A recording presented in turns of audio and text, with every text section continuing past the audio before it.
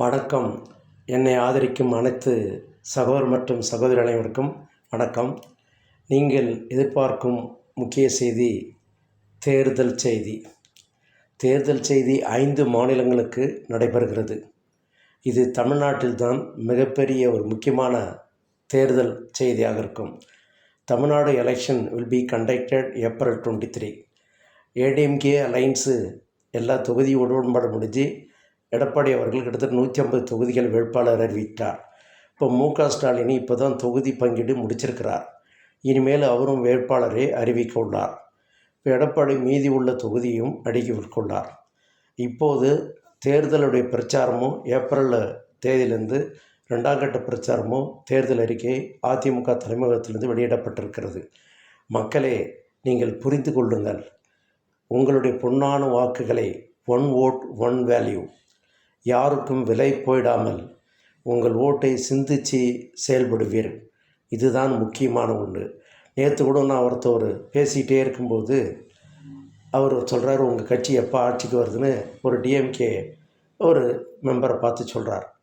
அவர் ஏதாவது சும்மா இருப்பார், மெம்பர் கட்சியில் இருக்கிறார். அப்போது கேட்கும்போது நான் சொன்னேன், டிஎம்கே வர வாய்ப்பில்லைன்னு சொன்னேன். அவர் மிகப்பெரிய கோவப்பட்டார் என் மேலே. எப்படி சொல்லணும், மக்கள் சொல்கிறாங்கன்னு ஒரே வார்த்தை சொன்னேன்.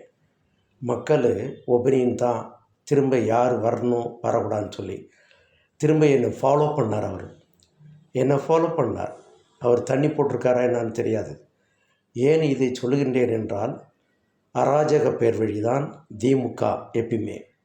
ஒரு சாதாரணமாக ஒரு மனிதன் பேசுவதற்கூட உரிமையில்லாத ஒரு கட்சியாக திமுக அங்கீகரித்திருக்கிறது. இதுதான் உண்மை.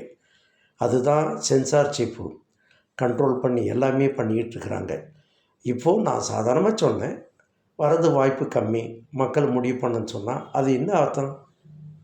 இப்போது இப்படியெல்லாம் டெய்லி அவங்களெல்லாம் பல வழியில் சம்பாதிக்கிறாங்க. டெய்லி தண்ணி போடுவாங்க. இப்படி தான் அராஜகம் பண்ணுவாங்க.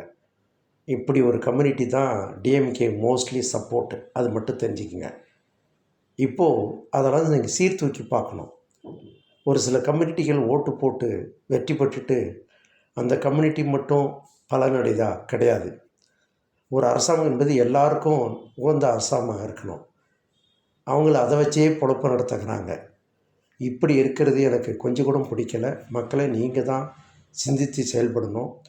இந்த வீடியோ பிடிச்சிருந்தனா எனக்கு கொஞ்சம் ஆதரவு தாங்க, சப்ஸ்கிரைப் பண்ணுங்கள், அதிக ஆதரவு தாங்க. அப்போ தான் நான் வீடியோ அண்டிட்டு போட முடியும்.